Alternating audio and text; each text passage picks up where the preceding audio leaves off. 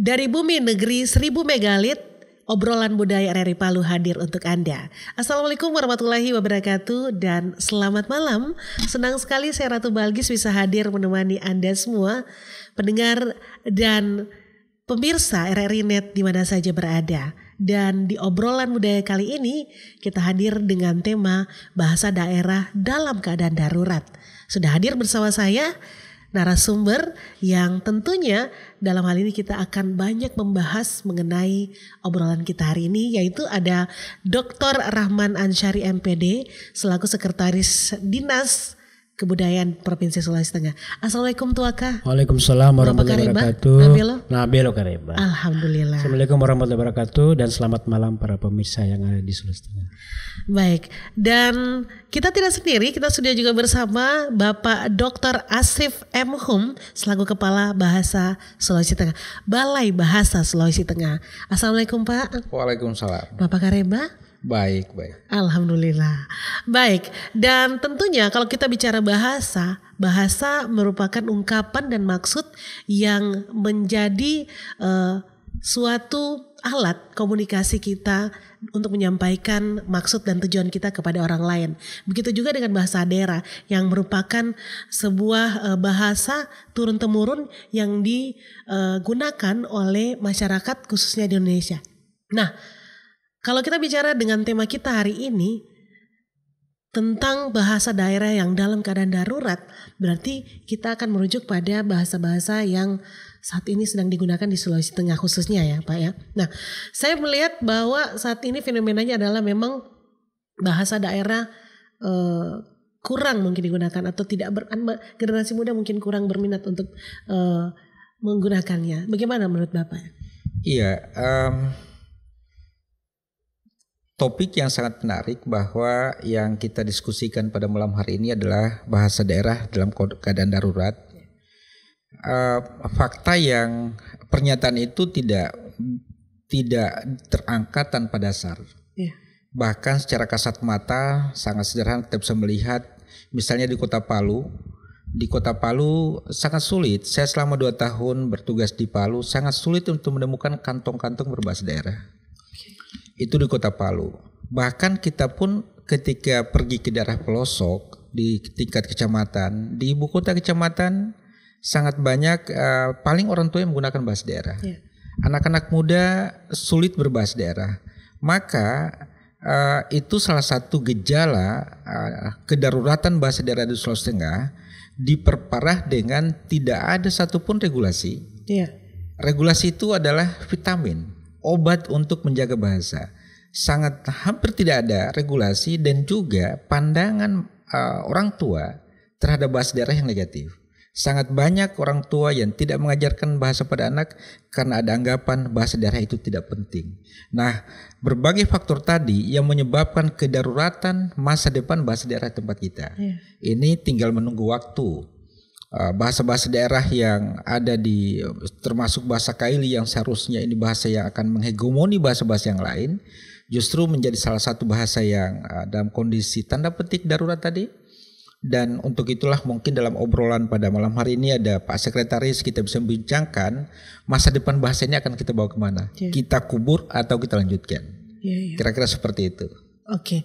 Nah, kita ke Bapak Dr. Rahman dulu. Toka, bagaimana Komio melihat ini? Karena kita adalah penutur juga ya, dalam artian dalam bahasa daerah kita sendiri ya, Kaili ya.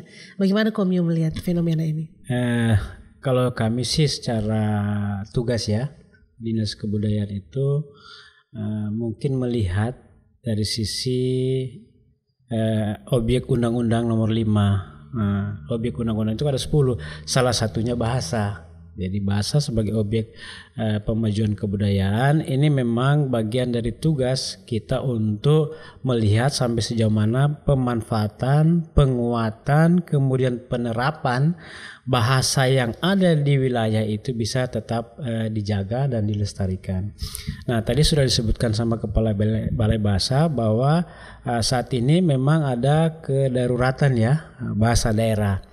Kalau kami melihatnya bahwa beberapa wilayah yang ada di Sulawesi Tengah ini sebarannya menunjukkan sebuah komunitas dengan entitas bahasa dengan apa? Dengan bahasanya masing-masing. Jadi masyarakat misalnya kalau kita lihat di Lembah Palu saja itu ada beberapa sub bahasa yang kemudian menunjukkan sub etnis. Nah, di beberapa wilayah kemudian tumbuh dengan sendirinya, tetapi memang apa yang disampaikan oleh Kepala Balai Bahasa tadi tidak serta-merta menjadi bagian yang diterapkan di lingkungan masyarakatnya. Ya, misalnya kita contoh ya, kalau di Palu itu kan bahasa umumnya bahasa Ledo. Jadi bahasa Ledo hanya sebagian dari masyarakat kita ini yang orang Kaili yang menggunakan dialek-dialek itu berkomunikasi dengan sesama. Nah, sebenarnya kita berharap ini tetap ada dan tumbuh, dan kita juga meminta kesediaan para tentunya masyarakat-masyarakat yang juga sudah tinggal dan berdomisili di Palu untuk lebih mengenal bahasa daerah setempat supaya tidak punah. Nah, yang takutnya ini kan kita melihat dengan fenomena saat ini kan cukup banyak yang menyebabkan tergerusnya bahasa kita ya, apalagi dengan pengaruh-pengaruh yang tinggi. Tetapi kita berharap itu bisa kita minimalisir dengan selalu menjaga bagaimana aktivitas dari penggunaan bahasa daerah itu tetap dilakukan untuk menjaga kepunahan. Kira-kira ini untuk sementara jawaban yang saya bisa berikan sebagai bagian dari strategi yang harus dilakukan oleh Dinas Kebudayaan. Memang ada berikutnya lagi, ada kegiatan-kegiatan yang kita akan coba kolaborasi dengan Balai Bahasa untuk bisa supaya tetap bahasa ini tidak punah, gitu kira-kira. Nah, kalau dari sisi pemerintah sendiri, apakah sudah ada regulasi yang diberlakukan? Nah, kalau tadi saya juga disinggung sudah tentang regulasi baik dalam bentuk perda atau perkada, saat ini memang masih dalam peraturan daerah tentang objek kebudayaan secara keseluruhan. Jadi penyelenggaraan kebudayaan yang dimaksudkan ini kan sudah masuk di dalamnya bahasa, belum spesifik pada bagaimana menerjemahkan objek itu dalam sebuah produk regulasi yang memang mengatur tentang bagaimana proses pelestarian bahasa supaya tidak berarti memang belum ada ya? Ya, belum ada. Tapi nanti kita akan lagi persiapkan regulasi turunan dari peraturan daerah tentang penyelenggaraan kebudayaan, termasuk bahasa di dalam. Baik, saya ke Pak Dr. Asrif dulu. Nah, apa sebenarnya faktor yang menyebabkan terjadinya hal ini ya, tergeruslah itu bahasa-bahasa daerah kita ini? Baik, terima kasih Mbak Ratu. Beberapa faktor yang menyebabkan tergerusnya bahasa-bahasa daerah. Kita ambil studi lokus Kota Palu. Satu adalah Kota Palu ini, Kaili ini ada puluhan dialek yang kemudian sebenarnya ini tidak menjadikan masalah. Misalnya seperti bahasa Jawa, ada Jawa Banyuwangi, ada Jawa Pandalungan, ada Jawa Matraman dan sebagainya. Harusnya tidak menjadi masalah. Tetapi itu satu, banyaknya dialek yang kemudian karena berbeda dialek maka memilih opsi bahasa Indonesia. Kedua adalah pandangan terhadap bahasa ini yang bermasalah. Bahasa tidak dilihat sebagai ini satu produk budaya paling spektakuler.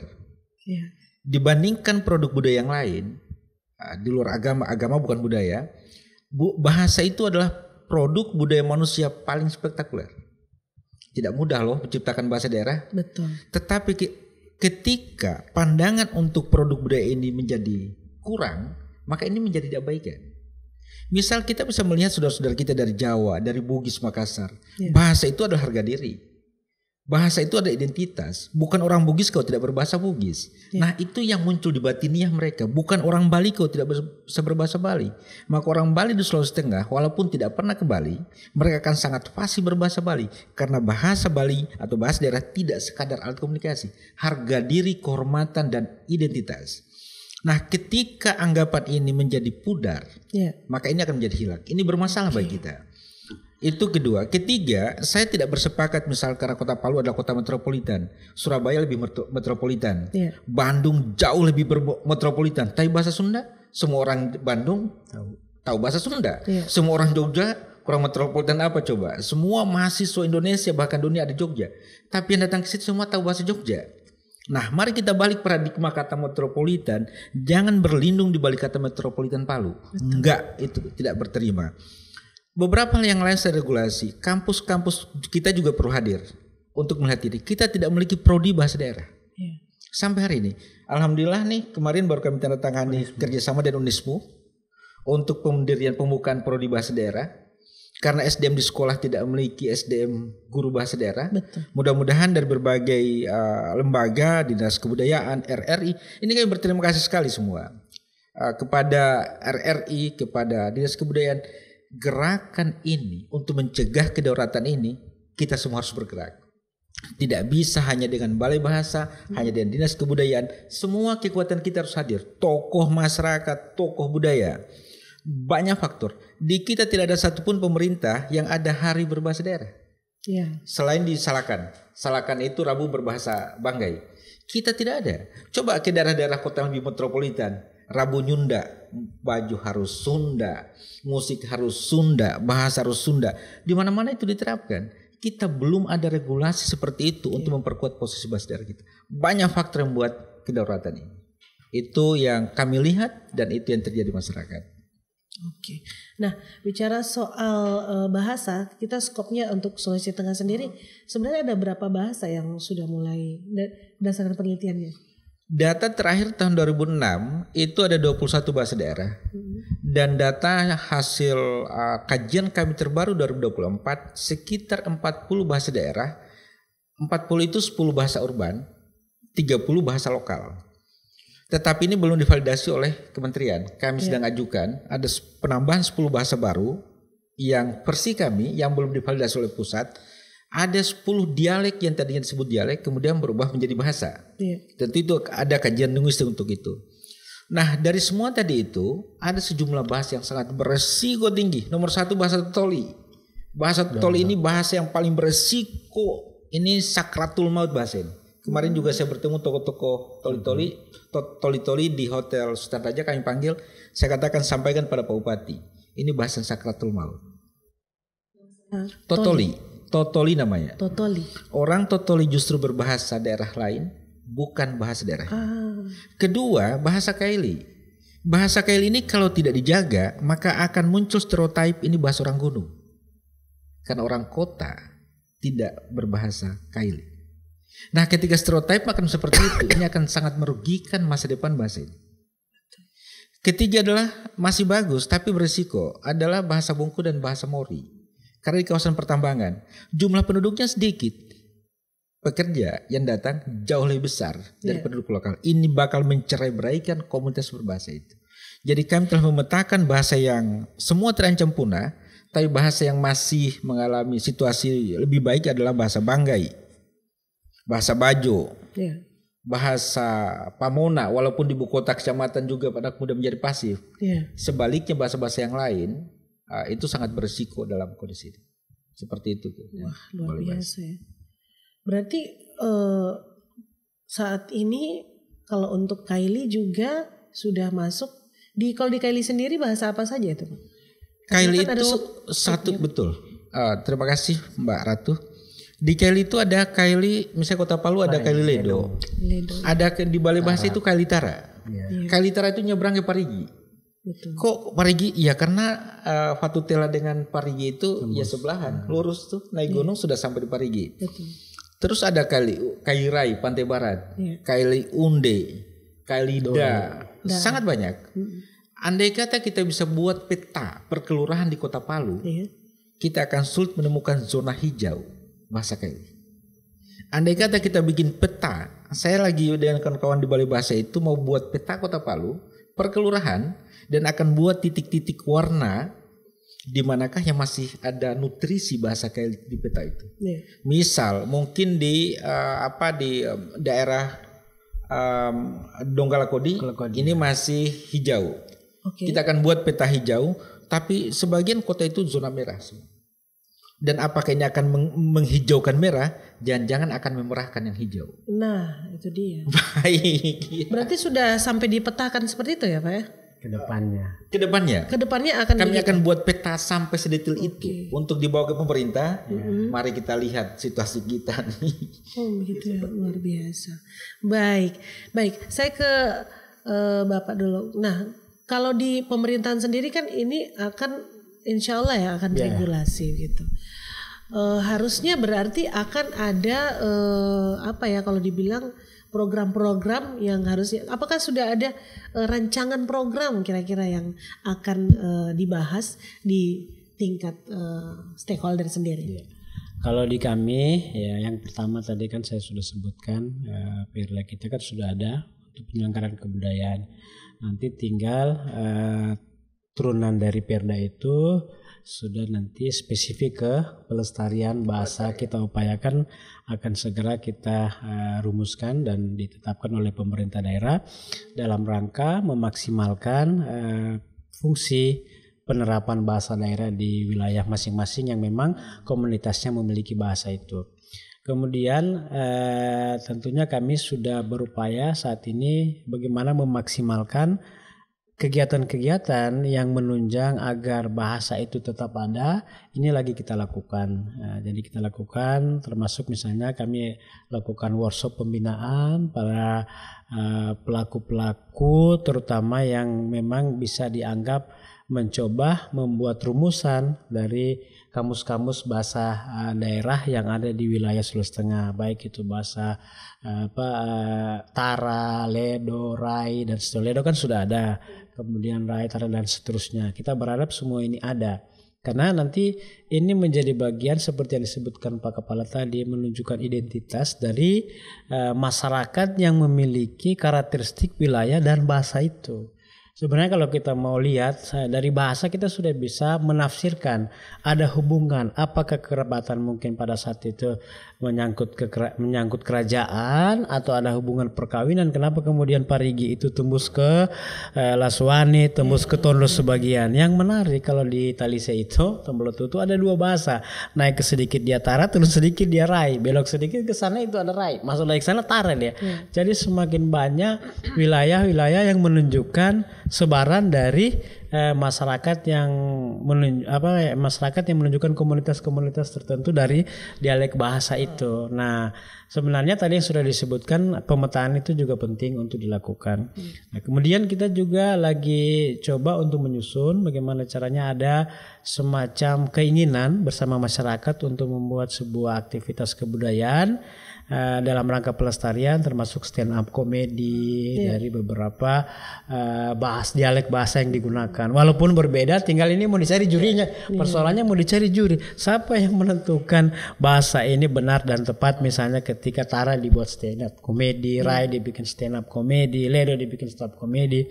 Kan ini tidak seragam dia digunakan. Nah, ini yang mungkin bagian dari aktivitas yang kita harapkan benar-benar bisa dilakukan pelestarian. Kemudian kita juga berharap ada instruksi dari pemerintah daerah terhadap objek-objek yang memang menjadi sasaran publik untuk mereka beraktivitas di beberapa wilayah itu. Kita coba kembangkan, ada pemandu dan seterusnya supaya ini bisa kita perkenalkan. Memang ada yang tadi disebutkan salah satu kebiasaan kita di daerah sini, yaitu tidak membiasakan bahasa itu untuk dilakukan hari-hari. Pengalaman saya waktu saya sekolah di Malang itu di Batu, Pak. Saya jatuh disambung dengan bahasa Jawa.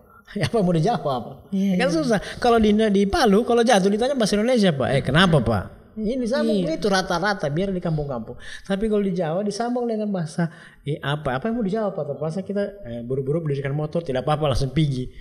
Mereka itu benar-benar menurut saya tertanam di setiap insan mereka untuk memperkenalkan bahasanya. Nah, seperti yang disebutkan tadi, tentunya bagian ini menunjukkan karakteristik dan jati diri dari masyarakat pemilik bahasa. Nah, kita juga harus boleh berbangga, tapi bagaimana caranya kita menghidupkan kembali bahasa-bahasa itu. Nah, supaya kita bisa lebih ditahu kan orang Kaili, bahasanya apa bahasa Kaili. Nah, ketika misalnya kita keluar masih banyak di wilayah luar, misalnya kalau kita ada pertemuan di mana-mana, kita bisa mendengar orang Jawa itu ketemu dengan orang Jawa dia bahasa Jawa, orang Bugis ketemu di setiap kegiatan nasional bahasa Bugis. Nah, kita orang yang sama-sama biasanya sudah bahasa Indonesia. Nah, kita berharap ini tidak terjadi. Nah, itu kira-kira bagian dari tugas kami. Terima kasih, Pak. Ya. Pemirsa dan pendengar RRI Net, kita break sejenak. Kita akan kembali setelah yang satu ini. Jajanan Nusantara. Jajanan Nusantara.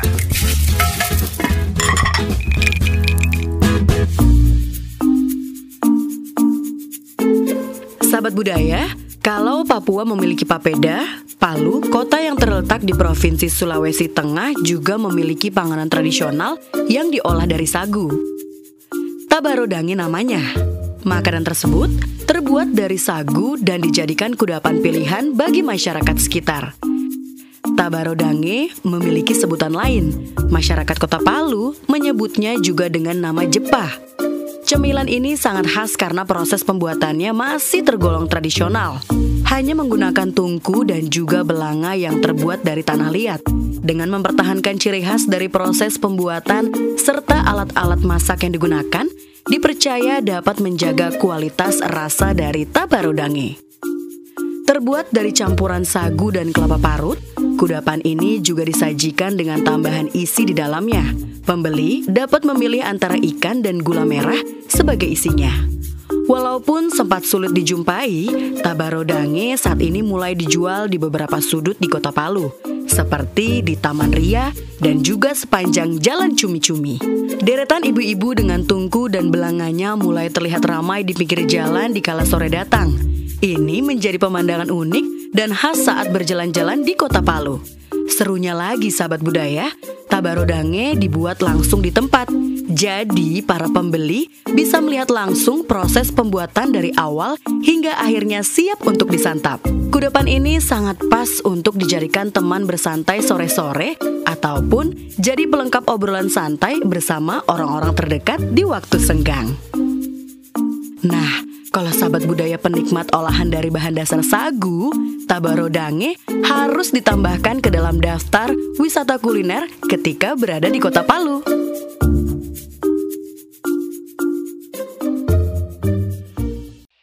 Jelajah Nusantara.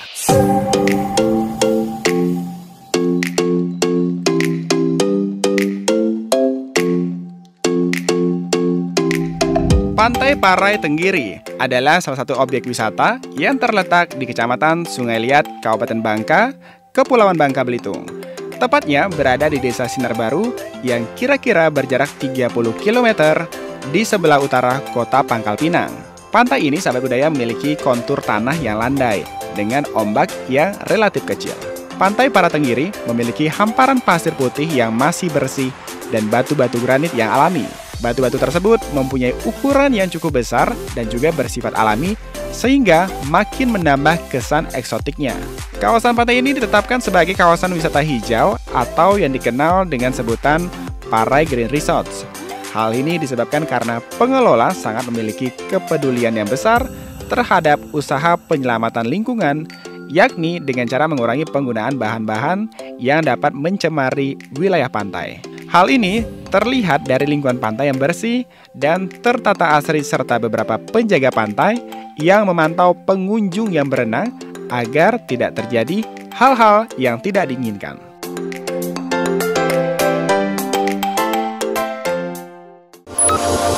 RRI.net, kami hadir dengan ragam informasi, dialog interaktif, dan hiburan.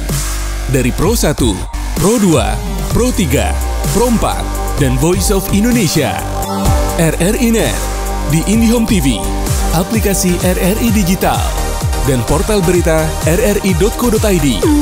RRI.net, tonton yang Anda dengar. RRI.net, tonton yang Anda dengar.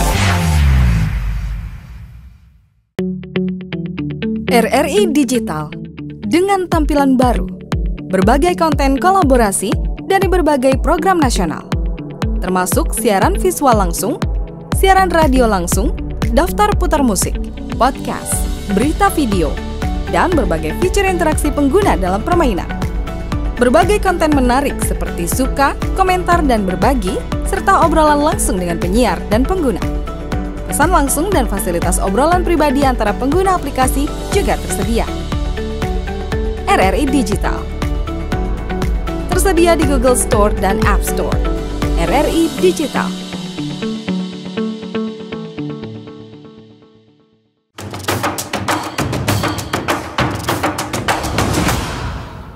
Baik, pemirsa RRI Nat dan pendengar RRI di mana saja berada, kembali lagi bersama kami di Obrolan Budaya RRI Palu. Baik, saya ke Bapak Dr. Rahman Ansyari dulu. Kira-kira Pak, melihat fenomena sekarang ini ya, tentang bahasa daerah dalam keadaan darurat, regulasi seperti apa sebenarnya yang paling cocok untuk diterapkan?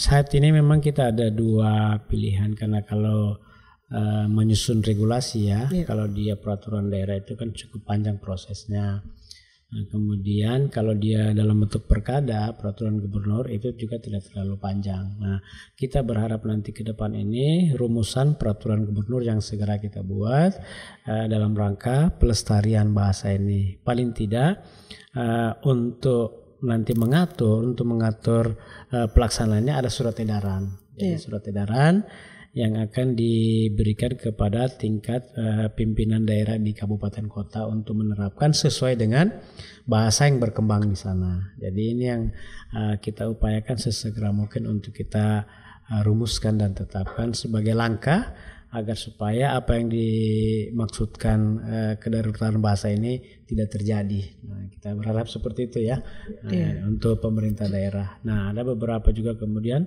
event-event yang akan kita laksanakan dalam rangka untuk penguatan terhadap bahasa daerah itu agar tetap lestari, kemudian tidak punah, dan banyak para pengguna bahasa daerah yang semakin bisa didapatkan atau kita peroleh di lingkungan masyarakat, baik di lingkungan pekerjaan, lingkungan tempat-tempat publik ya, baik pasar misalnya, mall misalnya, masih bisa kita dapatkan penutur bahasa yang memang pingin agar bahasanya tetap terjaga dengan baik. Oke. Bagaimana dengan memasukkan kurikulum bahasa Kaili ke dalam pendidikan dasar ya apalagi? Bagaimana? Apakah ada juga? Kalau itu kan memang ada di wilayahnya pendidikan ya. Nah, tapi kalau substansi materi terkait dengan bahasa tentunya ada di kebudayaan dengan balai bahasa. Tapi kalau sudah masuk dalam rumusan penyusunan silabus untuk menjadi sebuah kurikulum yang diterapkan itu ada di wilayah dinas pendidikan. Tapi kita tetap akan kolaborasi untuk meminta sesegera mungkin membuat kurikulum penggunaan muatan lokal. Memang ada beberapa wilayah di Sulawesi Tengah ini sudah mulai melaksanakan terkait dengan muatan kurikulum lokal. Kalau tidak salah Kota Palu itu ada bahasa Ledo, kemudian ada Banggai itu juga sudah ada. Hanya saja sampai dengan saat ini memang kita perlu untuk melakukan evaluasi terkait dengan penerapan itu supaya bisa ditahu proses perkembangan pelaksanaan muatan lokal ini benar-benar bisa memberikan efek terhadap penyebaran penggunaan bahasa daerah itu sendiri khusus di komunitas masyarakat yang tumbuh bahasa itu. Itu kira-kira. Baik. Nah, saya ke Bapak dulu, kira-kira Pak, kalau fenomenanya seperti tadi, ini kan kita bicara soal kalau di Indonesia sendiri kita punya banyak etnis-etnis dari luar yang sebenarnya bisa berbaur juga ya. Nah, bagaimana Bapak melihat itu? Apalagi etnis yang sekarang ini sampai bisa bahasa daerah, lokal gitu. Nah, sebelum ke situ saya tanggapi dulu tadi dari Pak Dr. Rahman. Pergub tentang muatan lokal bahasa daerah itu sangat menarik. Karena provinsi ini punya kuasa sampai tingkat kabupaten, yakni SMA.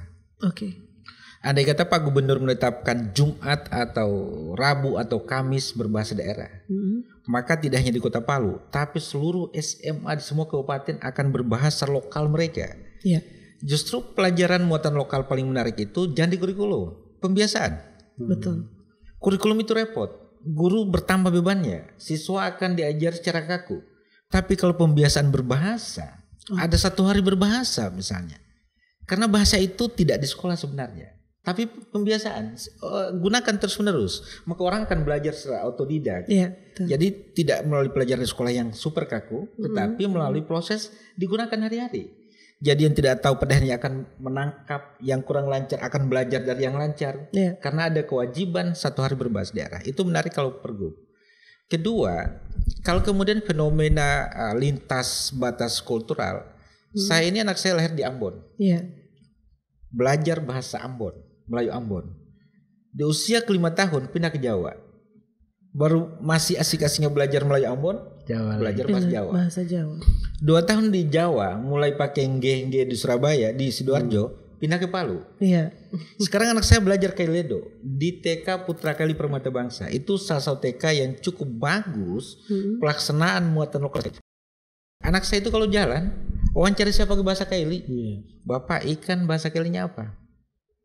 Anak ini tangkap nih. Artinya kalau serius pemerintah, ini studi kasus di Putra Kali Permata Bangsa. Anak saya itu pulang berbahasa Kailedo.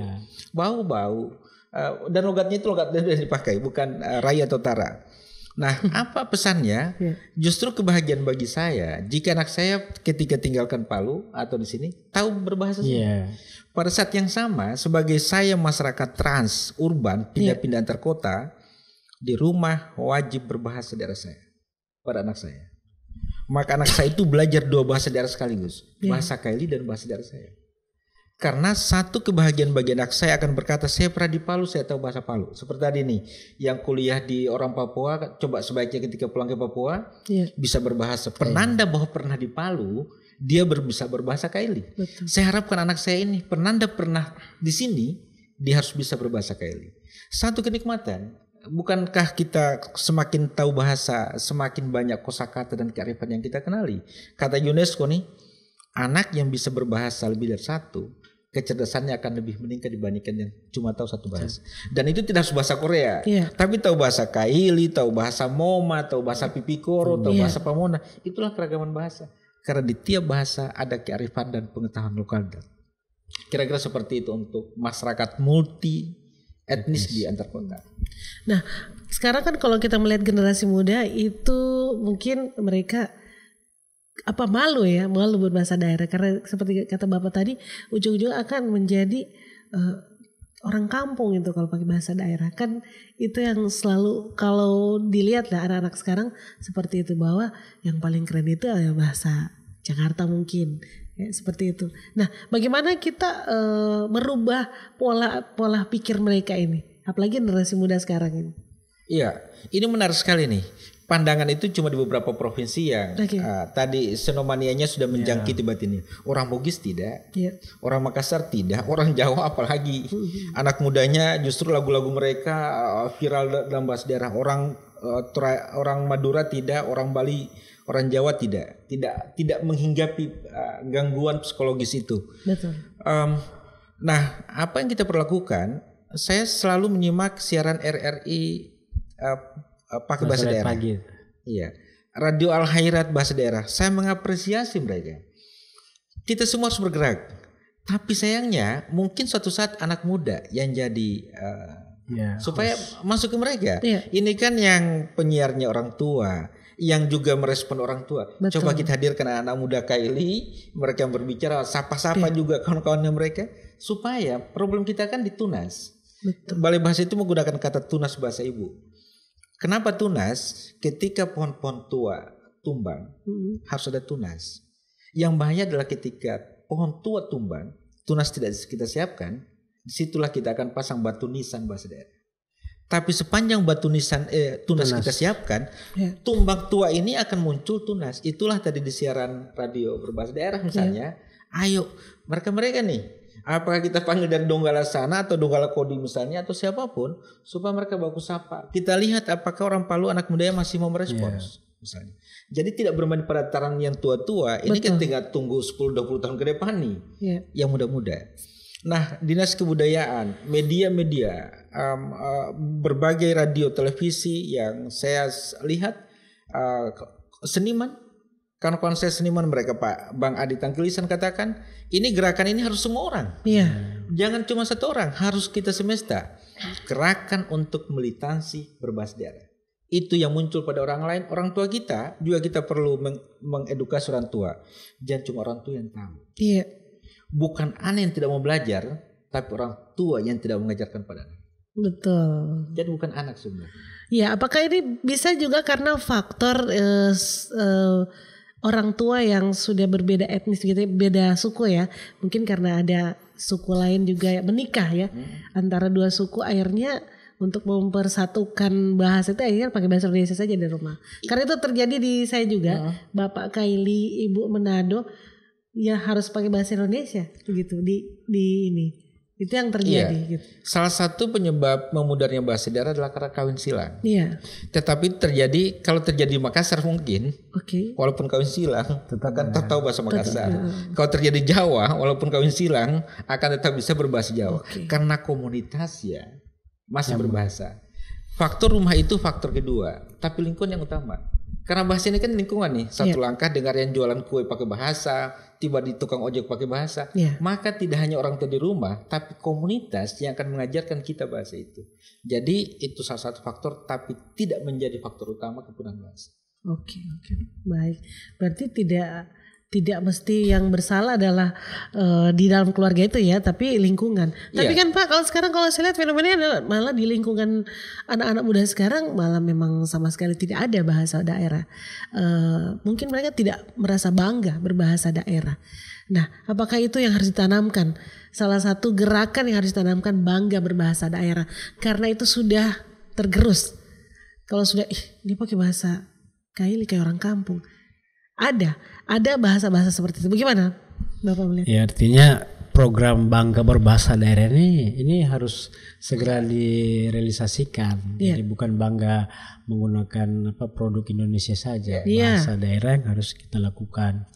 Nah, kita berharap memang ini ada sebuah langkah cepat dalam bentuk mungkin kerjasama yang harus dilakukan untuk supaya mungkin ada bulan bahasa Kaili, ada hari berbahasa Kaili yang harus segera ditetapkan. Seperti yang tadi sudah disebutkan, ada regulasi yang untuk menguatkan pelaksanaan itu. Jadi kalau misalnya tidak ada regulasi, cuma penyampaian lisan, itu juga agak susah. Tapi kalau ini kita harapkan ada gerakan gerakan semua bergerak itu pasti bisa kita lakukan ketika ada regulasi yang memang menjadi perintah untuk dilakukan. Nah, ini kita memang lagi persiapkan, khususnya pemerintah daerah lewat Dinas Kebudayaan untuk merumuskan ini supaya pelaksanaan penggunaan bahasa itu di masyarakat tetap terjaga. Memang kalau kita lihat tadi fenomena kawin dengan dua suku yang berbeda, tapi kalau tidak dibiasakan, ini kan juga faktor pembiasaan. Faktor pembiasaan, kemudian masyarakat di lingkungan sebagai pengguna itu tidak malu seharusnya dia menggunakan, siapapun yang datang bahasa Indonesia dia kita sambung bahasa Kaili. Nanti lama kelamaan dia juga akan mengerti, susah betul saya belajar bahasa Kaili. Tapi lama kelamaan dia juga pasti akan ikut dengan sendirinya kalau kita membiasakan. Tapi kalau kemudian kita menggunakan bahasa Indonesia kan juga agak susah. Jadi lingkungan sekitar kita sudah tidak bisa menggunakan bahasa daerah. Yang menarik tadi seperti yang disampaikan Pak Kepala tadi terkait dengan bagaimana lingkungan sekitar tempat misalnya kita belajar, baik di lingkungan perguruan tinggi di mana saja, kalau masyarakat setempatnya juga bisa menerapkan, mereka juga mungkin kos di Tondo dia belajar bahasa Tara, pemilik kosnya mengajarkan ini. Berarti Pak, kita harus membentuk komunitas-komunitas. Sebenarnya tanpa harus membentuk komunitas, tapi membiasakan. Kalau memang mau menghidupkan lagi, memang komunitas itu juga harus kita harapkan untuk bisa melakukan secara bersama-sama di masyarakat untuk menghidupkan. Nah, ini kira-kira yang menjadi perhatian pemerintah daerah di dalam menjaga bahasa ini supaya jangan punah. Kira-kira begitu kalau di pemerintah daerah. Nah, kalau bicara soal bahasa ini ya, karena kan kalau sekarang kalau mau tidak mau, suka tidak suka, kalau sekarang ini hanya diperbincangkan, dan ini menurut saya memang ini harus dikawal dengan benar ke depannya seperti apa, karena takutnya nanti akhirnya ini cuma jadi diskusi sesaat saja dan akhirnya lewat lagi begitu. Kemarin itu kita coba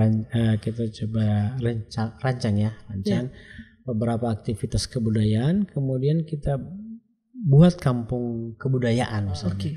Kemarin saya coba mengajak masyarakat Kawatuna, kan mereka bikin aktivitas kegiatan sumpit ya. Jadi saya bilang, Pak, masyarakat kalau bisa jangan cuma sumpit. Ada aktivitas budaya di dalam kawasan Kawatuna itu. Mungkin kita persempit di RT atau RW. Nah, masyarakat di situ menggunakan. Nah, dengan sendirinya ketika ini akan berjalan dengan baik, aktivitas pemanfaatan bahasa dan aktivitas kebudayaan secara bersamaan, ini sudah teridentifikasi di masyarakat luas. Kita ke kampung sana, kampung sana, seperti masuk di kita di komunitas masyarakat Tara. Nah, itu yang coba kita bangun dan kita hidupkan supaya bahasa yang ada di seputar masyarakat itu tinggal, bahasa lokalnya itu tetap tumbuh dan terjaga dengan baik. Nah, ini kan juga faktor pembiasaan. Kalau anak-anak kecil tidak dikasih dengar, mereka juga tidak tahu bahasa Indonesia terus, Pak. Apalagi kalau teman tetangga. Cuma dialeknya itu tetap ada, dialek lagu bukan bahasa daerahnya, tapi lagunya itu. Jadi kita sudah bisa mendengar anak-anak kalau dia bisa orangnya, dia menggunakan bahasa gimana kamu leh, tapi tidak bahasa Kaili, tapi lagu yang dia sampaikan, dialek yang disampaikan itu iramanya irama Kaili. Nah, cuma kalau disambung lagi dengan bahasa Kailinya kan lebih enak. Anak kecil kan lebih cepat sekali tuh. Tapi dia main bola, mana bolamu? Padahal dia, tapi cuma dialek itu. Maksudnya dia dengan bahasa daerah yang bisa digunakan. Nah, ini faktor pembiasaan masyarakat di lingkungan yang memang memiliki bahasa lokal itu tumbuh. Baik, perbincangannya luar biasa, tapi kita harus break sejenak ya. Pemirsa dan pendengar RRI, kita akan kembali setelah jeda berikut ini. Jajanan Nusantara. Jajanan Nusantara.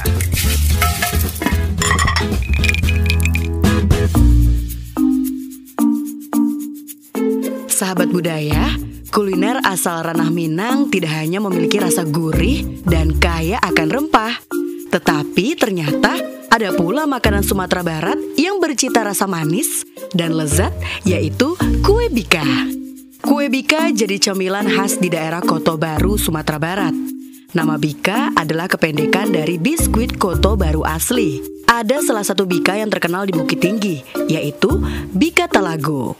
Tempatnya berada sekitar 10 km dari pusat kota Bukit Tinggi. Bahan utama bika Koto Baru adalah air kelapa, tepung beras, dan gula pasir yang diwadahi dengan daun waru.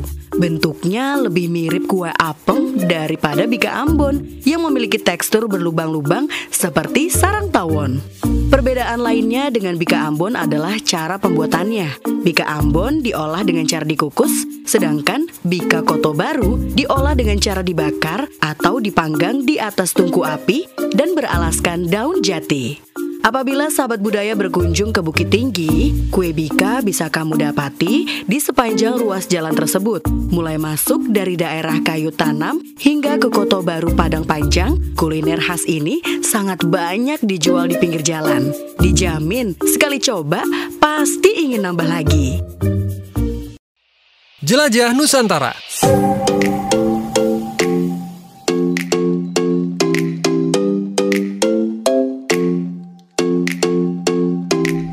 Air terjun Madakaripura adalah sebuah air terjun yang terletak di Kabupaten Probolinggo, Provinsi Jawa Timur. Air terjun setinggi 200 meter ini merupakan air terjun tertinggi di Pulau Jawa dan tertinggi kedua di Indonesia. Air terjun ini, sahabat budaya, adalah salah satu air terjun di kawasan Taman Nasional Bromo Tengger Semeru, tepatnya di lereng Gunung Bromo.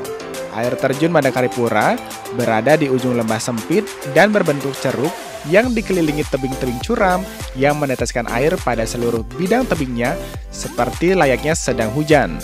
3 di antaranya bahkan mengucur deras membentuk air terjun lagi. Nama air terjun yang berada di ketinggian 1000 mdpl ini berasal dari kata Madakaripura, yaitu tanah perdikan milik Mahapati Gajah Mada dari Kerajaan Majapahit. Air terjun Madakaripura juga kerap disebut air terjun abadi. Hal itu karena air yang dialirkan oleh air terjun ini selalu melimpah dan tak pernah berkurang debitnya.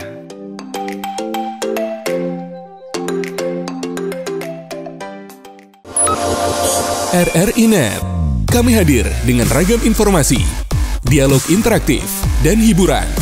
Dari Pro 1, Pro 2, Pro 3, Pro 4, dan Voice of Indonesia. RRI Net. di IndiHome TV, aplikasi RRI Digital, dan portal berita rri.co.id. RRI Net, tonton yang Anda dengar. RRI Net, tonton yang Anda dengar.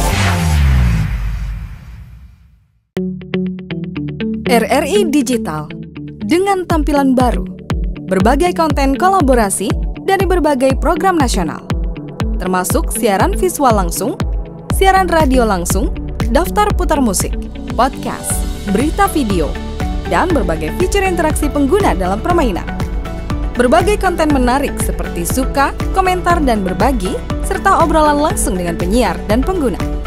Pesan langsung dan fasilitas obrolan pribadi antara pengguna aplikasi juga tersedia. RRI Digital tersedia di Google Store dan App Store. RRI Digital.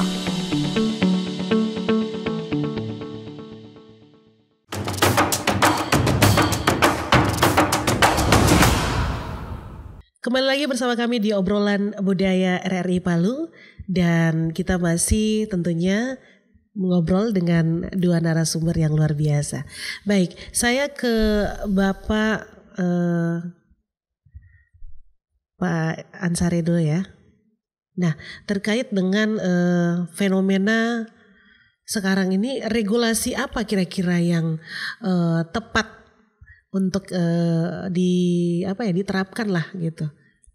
Artinya saya kembali lagi yang tadi ya, sebenarnya regulasi ini kan yang paling pas ada regulasi spesifik tentang pelestarian dan penggunaan bahasa daerah. Yeah. Nah, memang kalau sekarang ini bukan semata-mata pada bagaimana pelestarian bahasa dalam bentuk alat komunikasi, tetapi ada simbol-simbol yang kemudian mencerminkan bahasa daerah itu bisa digunakan. Nah, sekarang kan di beberapa kantor ada kamar mandi tertulis mangge, ina. Nah, begitu juga di ruang publik, misalnya kayak di bandara. Cuma di bandara itu kemarin saya sempat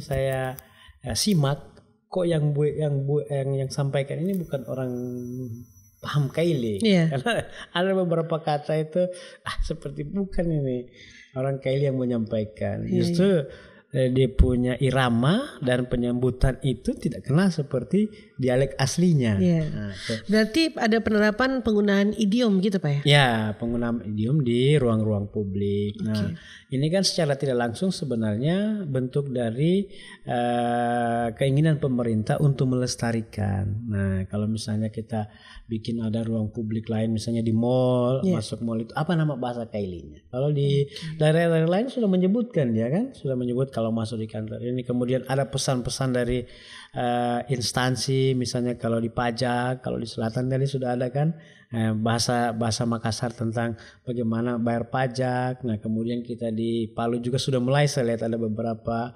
iklan-iklan yang menggunakan bahasa daerah di setiap kantor. Nah, kemudian kalau kita melihat sekarang ini di musimnya ya, ini lagi musim kancah politik yang lagi sekarang. musim pilkada. Kan ini pemanfaatan kata-kata dan bahasa-bahasa Kaili, bahasa-bahasa daerah itu sudah banyak digunakan oleh beberapa calon. Nah, kita berharap ini kan semua calon menggunakan. Ketika dia masuk di poso, dia gunakan poso. Masyarakat Kaili harus mengerti kenapa harus ada kalimat itu. Nah, kita berharap juga yang lain-lain ini juga menggunakan bahasa-bahasa itu yang mudah dipahami dan sekaligus juga ikut melestarikan. Artinya ada jiwa kebudayaan yang dimunculkan, rasa memiliki sebagai bentuk pesan. Ini loh aktivitas yang juga harus kita perkenalkan, bukan saja di dunia yang lain, termasuk di olahraga. Pakaroso, Pakaroso kan bakasi kuat misalnya. Nah, ini kan sudah mencerminkan pemanfaatan berbagai istilah kata dalam bahasa daerah yang bisa dipopulerkan.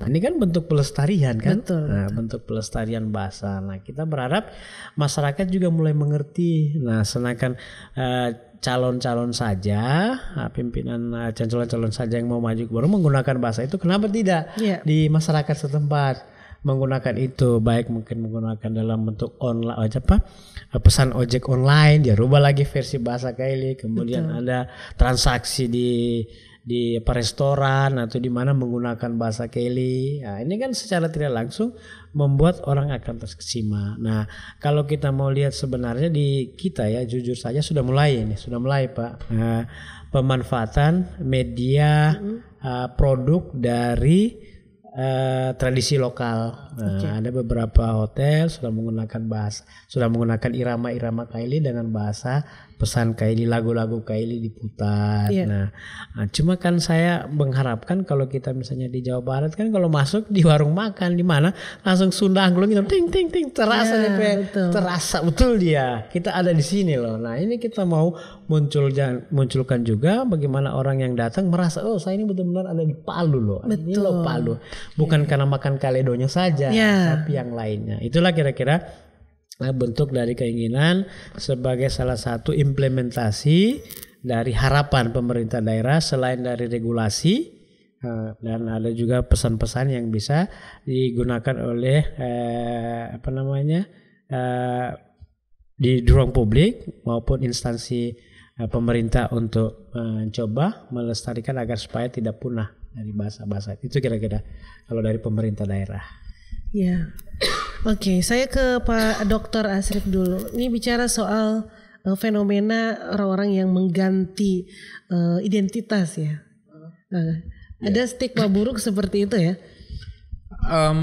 Dalam beberapa peristiwa linguistik dunia ataupun di Indonesia, bahasa itu kan kenapa anak muda berbahasa Indosiar? Ya. Karena ingin dianggap orang Jakarta, orang kota, dan ingin melepas status kampungnya. Jadi ada aspek psikologis yang muncul itu. Dalam bahasa daerah juga beberapa fakta bahwa ada yang kita duga punah. Kalau punah berarti manusianya harus punah. Iya. Faktanya manusia sebenarnya tidak ada berita bahwa ratusan orang mati atau tergulung bencana alam. Tetapi karena dicari jejak linguistiknya hilang, maka ada kemungkinan, satu kemungkinan paling serius adalah mereka mengganti bahasanya ke bahasa orang lain. Nah, proses penggantian bahasa ini dilatari oleh beberapa faktor. Bisa karena politik, bisa karena perang, bisa karena aspek kebudayaan. Misal, suku ini dibully, dicap negatif, dicap macam-macam. Maka untuk menghilangkan identitas mereka, kalau muka ini kan susah untuk dibedakan. Betul. Bahasa ini yang paling mudah mengidentifikasi orang. Tidak perlu lihat muka, di belakang kita tahu nih, oh orang dari Ledo, oh Raini. Tidak perlu lihat muka. Maka untuk menghilangkan jejak itu mereka mengganti bahasa. Itu di beberapa tempat di Indonesia terjadi. Jadi bisa karena faktor ingin menaikkan status dia ke bahasa yang baru dipakai. Misalnya nih, saya mending belajar bahasa Jawa supaya dikenal sebagai orang Jawa. Saya sebenarnya orang Kaili, tapi saya hanya taunya bahasa Jawa supaya disebut orang Jawa. Ada peristiwa ini, ingin mengganti identitas yang dikenal orang lain menjadi karena faktor tadi. Misal karena dia dianggap kampung pencuri, kampung. Itu contohnya di mana itu, Pak? Di beberapa tempat misalnya, mohon maaf nih. Dulu di Jawa itu ada namanya bahasa Osing, bahasa orang Banyuwangi. Osing ini karena saya pernah 2 tahun tugas di sana, hampir semua orang Banyuwangi tidak pernah mengenalkan diri sebagai orang Banyuwangi. Karena dikenali sebagai kampung para santet. Di Jawa pun nih, di Malang, mereka kuliah akan mengaku orang Jember. Dan berusaha berdialek karena dialeknya agak mirip, saya orang Jember, tidak teridentifikasi sebagai Banyuwangi. Ini untuk menghilangkan kesan negatif orang lain. Mereka mungkin baik-baik, tapi karena stereotip negatif orang lain, maka dia menghilangkan dirinya dari identitas itu. Nah, itu mungkin yang terjadi pada informasi bahwa ada kepunahan beberapa dialek Kaili. Mungkin sebenarnya manusia tidak punah, mengganti kostum dari kostum lama ke kostum baru, dan berbagai pertimbangan yang hanya mereka yang tahu. Kalau untuk di Sulawesi Tengah sendiri, di Palu, apakah juga terjadi? Ada kasus yang terjadi di sana? Secara bahasa daerah kita belum melihat fenomena itu. Tetapi beberapa informasi masyarakat yang menyebutkan dulu itu Pak ada dialek ini di pegunungan. Dulu itu Pak ada dialek ini Pak, tapi itu sudah punah Pak. Mungkin dialeknya punah karena sengaja ditinggalkan. Dan berganti menjadi kampung sebelahnya misalnya. Itu bisa terjadi. Tapi saya yakin manusianya tidak punah. Tetapi berganti bahasa dari dialek A memilih menggunakan dialek B. Karena pertimbangan-pertimbangan stereotip tadi atau politik atau faktor yang lain.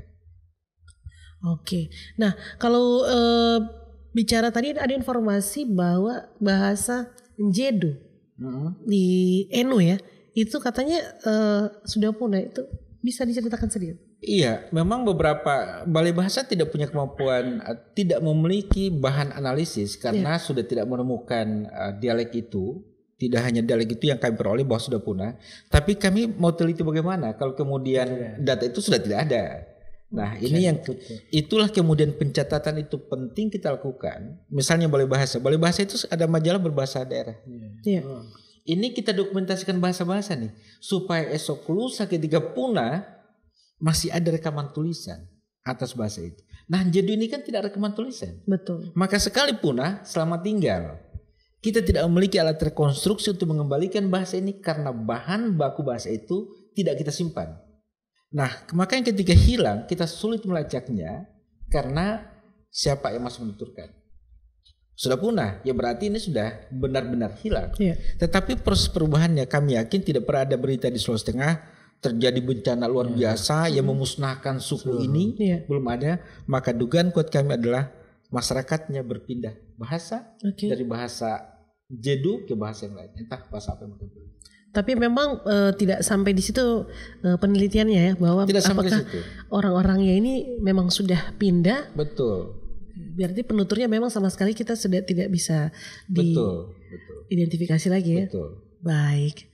Oke, baik. Karena waktu juga ya Pak, silakan mungkin ada yang mau disampaikan. Saya ke Pak Ansari dulu, silakan. Jadi saya mungkin menyampaikan satu hal yang harus kita tetap yakini bahwa kita berusaha semaksimal mungkin bahasa lokal kita, bahasa daerah kita yang ada di Sulawesi Tengah ini untuk supaya tidak punah, maka kita harus melakukan pembiasaan. Nah, pembiasaan tentunya bukan saja di tingkat pemerintah daerah menginstruksikan, tapi masyarakat kita berharap ini tetap terjaga sebagai alat komunikasi di lingkungan keluarga, di lingkungan masyarakat setempat atau dengan orang lain supaya benar-benar ini terjaga dengan baik. Inilah salah satu bentuk pelestarian bahasa yang kita harapkan bisa tetap ada di daerah Sulawesi Tengah. Itu kira-kira dari kami. Baik, terima kasih. Silakan Pak Dokter, mungkin ada yang mau disampaikan. Baik, terima kasih. Hal terakhir yang perlu saya sampaikan adalah saat ini Balai Bahasa sedang bekerja keras selama 2 tahun merevitalisasi bahasa Kaili, bahasa Pamona, Banggai dan Saluan, dan tahun ini termasuk bahasa Mori. Untuk itu saya berharap eksekutif di pemerintahan Kabupaten Donggala, Kota Palu, Pamona, Morowali Utara dan Banggai Kepulauan, eksekutif, legislatif dan masyarakat ayo bahu-membahu melakukan pengimbasan dan pembiasaan. Jadi pengimbasan itu adalah memviruskan pada orang lain dan pembiasaan itu bagi kita, mari kita gunakan. Jadi kata pengimbasan dan pembiasaan ini 2 paket sekaligus, mengimbas, menyampaikan pada orang lain dan membiasakan pada diri kita. Mari kita lakukan itu karena bahasa sekali punah mengembalikannya susah dan menciptakannya juga susah. Betul. Maka apa yang sudah diwariskan oleh leluhur orang Kaili dan suku-suku lain, tugas kita hanya menjaga. Tidak perlu menciptakan. Kalau tidak bisa menanam bunga, jangan rusak bunga yang sudah hidup. Kalau tidak bisa menghadirkan bahasa, maka cukup lestarikan bahasa yang sudah ada. Baik, terima kasih banyak. Baik, pemirsa RRI Net dan pendengar RRI di mana saja berada, demikianlah obrolan budaya kita pada malam hari ini. Dan tentunya saya berharap dengan obrolan kita malam hari ini, kita bisa bangga berbahasa daerah. Dan akhirnya dari bumi negeri 1000 megalit, saya Ratu Balgis undur diri. Wabillahi taufiq wal hidayah. Wassalamualaikum warahmatullahi wabarakatuh dan tabe.